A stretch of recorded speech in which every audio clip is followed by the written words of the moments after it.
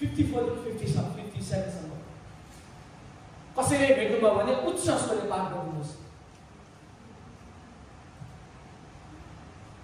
1 Corinthians chapter 15 verse 54 57 54 देखि 57 सम्म।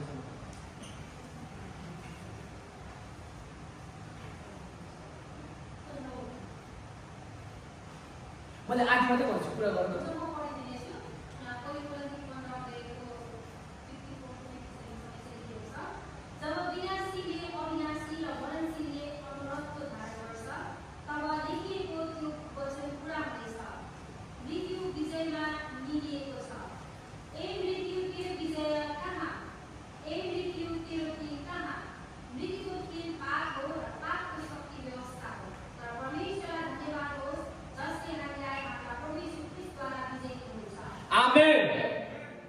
कस्तो मिठो वचन छ है।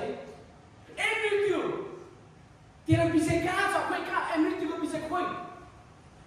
हेर्नु त, ए मृत्यु तेरो खिल कहाँ छ? खिल तेरो जरा कहाँ छ? यो चाहिँ हो हरेक मण्डलीले बुझ्नुपर्ने कुरा। जब प्रभु येशू ख्रीष्टद्वारा तपाईले विजय पाउनुहुन्छ, मृत्यु चाहिँ निलिएको छ। हालेलुया। मृत्यु चाहिँ केमा निलिएको छ? विजयमा निलिएको छ।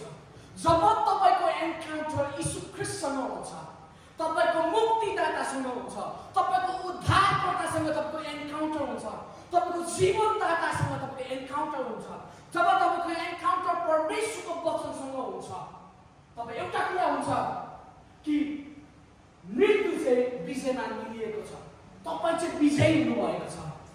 र जब तपाईले विजयको घोषणा गर्नुहुन्छ, जब तपाईले मृत्युलाई हकार्नुहुन्छ, त्यो मृत्यु चाहिँ भागेर जान्छ, कारण मृत्यु चाहिँ विजयमा निलिएको छ। हालेलुया। मण्डली आज म तपाईलाई भन्न चाहन्छु, तपाईको उद्धारकर्ता यीशु ख्रीष्टद्वारा तपाईले विजय पाउनु भएको छ। तपाईको मुक्तिदाता यीशु ख्रीष्टद्वारा परमेश्वरले हामीलाई विजय दिनुहुन्छ। र मृत्युको चाहिँ विजय पनि छैन, मृत्युको चाहिँ हार भएको छ, तर मण्डलीको चाहिँ विजय भएको छ। कारण हामी यीशु ख्रीष्टसँग एन्काउन्टर भएको कारणले गर्दाखेरि मृत्यु चाहिँ हारेको छ, र मृत्युलाई चाहिँ हामीले के गरेका छौँ? निलेका छौँ।